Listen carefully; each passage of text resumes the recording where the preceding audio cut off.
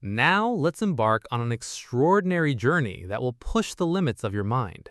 Are you ready for a different scenario on this journey? One you have likely never thought of before, or if you have, probably haven't viewed it from this perspective. Your back is buried in wet, sticky, and ice cold mud. Standing over you are 15 people who have never seen a mirror even once in their lives, their faces covered in blood red root dyes extracted from the depths of the forest. There's no mercy or surprise in their eyes, only that cold and neutral expression of the wild. In their hands, they hold arrows tipped with poison and rough spears. The thought echoing in your mind at that moment isn't, "Where is my phone?" One of humanity's most primal fears scratches at your brain. What are they going to do to me? Are they about to slit my throat? You are in the heart of the Amazon, right in the middle of an isolated tribe with absolutely no contact with civilization. For exactly 30 days, you have to live with them and breathe according to their ruthless rules. If you do not perish at the tip of those spears on the first night, such a bizarre psychological process will begin that by the end of the video, when that helicopter arrives on day 30, you might not believe why your legs refuse to move. Fight or flight, the first 24 hours. For the first 24 hours, there's no room for rational thought in your mind. There's only a pure survival instinct, an intense rush of adrenaline pumping through your veins. As these people surrounding you converse amongst themselves with strange guttural sounds, you'll mistake every step taken, every hand gesture made for your own death warrant. While they gather around the fire and whisper, your eyelids will grow heavy, but your brain won't let you sleep. The paranoia of the moment I sleep it's all over will squeeze your chest. The night of the jungle is never like the silent nights you know. When pitch darkness falls, the screams of millions of insects surrounding you, the rustling of venomous snakes, and the cries of predators whose names you don't even know merge into a deafening symphony. In those moments when the fire is about to die out, you realize that in the eyes of the jungle, you are nothing but defenseless prey made of flesh and bone. This realization shatters all the arrogance of modern man. As you toss another piece of wood into that fire with trembling hands, you're actually trying to hold on to life to keep from losing your mind. But morning will come. When the sun rises, you'll see that they haven't killed you. Instead, they have thrown the still steaming, bloody meat of a wild animal in front of you on a banana leaf. That is the moment you learn the first rule. There is no individual here, only the pack. Hunted meat is shared equally by everyone. You do not have the luxury to complain. If you want to survive, you have to swallow that meat even if it turns your stomach, and you must keep up with their rhythm. Day 5. The pharmacy of the jungle. The first few days pass merely through imitation. When they fall silent, you fall silent. When they walk, you walk. When they crouch on the ground, you crouch. But your sterile body is not accustomed to this savage environment. Mud, humidity, and mosquito bites covering every inch of you. A severe, bone-breaking malaria-like fever strikes your body. You writhe on the ground, dripping with cold sweat, hallucinating. Right at that moment, the tribal shaman crouches beside you. In his hand, he holds a pitch-black plant extract plucked from the forest and venom obtained from a giant frog.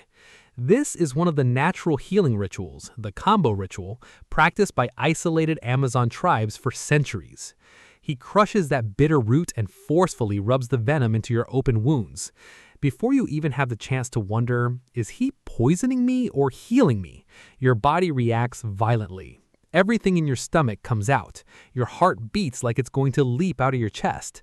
And hours later, astonishingly, your fever breaks. Your mind clears. The veil of fog in your eyes lifts. Day 12. The shattering of perceptions and the mind in limbo. Your body has healed. You are now going out on hunts with them. You're slowly grasping what it means to walk silently and to calculate the direction of the wind. And on the 12th day, the first major fracture of that anticipated psychological adaptation occurs. Your perception of language and time begins to crack. Some isolated communities in the world, such as the Pirahan tribe, do not have the words yesterday or tomorrow in their vocabularies. They do not use past or future tenses. There's only little and much, dark and light. At first, this seems impossible to you, but as the days pass, you realize it no longer matters what time it is or what day of the week it is. You understand that you don't need words to communicate with them. A hand gesture, a slight glance thrown into the depths of the forest out of the corner of an eye is enough to convey where the danger is. The seeds of that profound silence are sown in your mind. Images of your old life, your desk at the office, traffic lights, that shiny piece of glass in your pocket constantly chiming with notifications, they all begin to slowly blur, feeling as if they don't belong to you anymore. You feel that you are no longer just an outside observer. You are beginning to turn into a part of this gigantic green organism. That pure survival potential, born from your creation, lying deep down, has fully taken control for the first time. You are detaching from the modern world, but you do not yet fully belong to the jungle. You are in limbo. Day 20. Hunger and the shaking bond formed with death. Your souls have grown callous now. You feel no pain as you run barefoot over thorns. For the first time, you have learned with every cell in your body what that bone-aching sensation of true hunger means. If there is no hunt, everyone in the tribe sleeps hungry. No complaints, no rebellion. There is only the absolute acceptance of the situation. But the thing that will shake you the most during this process is the concrete relationship they have established with death. In tribes like the Yanomami, when someone dies, they do not bury them in the earth as we do. According to their beliefs, a body rotting in the dark beneath the ground is an unacceptable horror. Instead, they ceremonially burn the body and mix its ashes into a soup made of mashed bananas, having all tribe members drink it. Through this act, they believe that for that person's strength to continue living within the tribe, it must physically merge with their bodies. You watch this ritual by that fire as the smoke rises. You witness just how differently the survival and death processing mechanisms of an isolated community work. Day 30. The descent of the metal bird and the physical shock. Exactly 30 days have passed. Your body is covered in scars and bruises. You have lost weight, but what remains is a steel-like resilience. Your eyes constantly scan your surroundings. Your ears sense danger at the slightest crackle. Your brain has completely reverted to its essence, programmed for the rhythm of nature and survival. You are now one of the shadows of the jungle. And then that moment arrives. A mechanical, ear-piercing sound that defies nature echoes from the sky. A helicopter.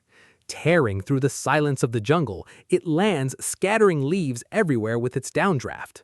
A rescue team runs out of it towards you. But your legs won't move. You can't even take a single step. Here is the great climax I've been holding back since the beginning of the video. The paralyzing psychological shock experienced by people forced to adapt to isolated environments for a long time when they finally return to civilization. At that moment, you freeze at the door of the helicopter. Why? Because for 30 days, your brain was rewired to focus entirely on silence and immediate threats.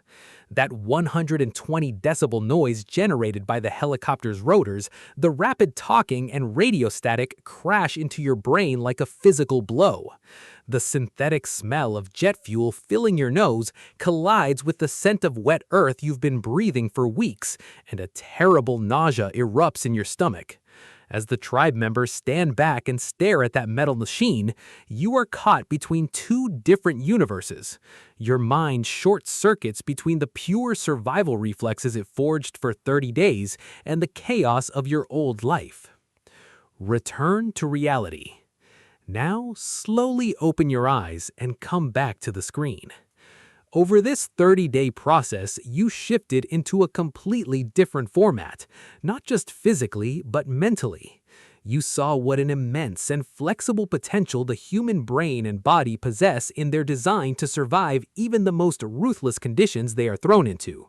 So I ask you, If the human brain has such incredible adaptability that it can forget words, lose the concept of time, and completely transition to the rhythm of that jungle in just 30 days, how long would it take you to revert to your old self when standing at the door of that helicopter?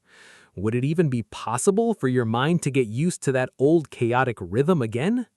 Write your answer, how long you think you could last, in the comments right now. Smash that subscribe button and join us. See you in the next video.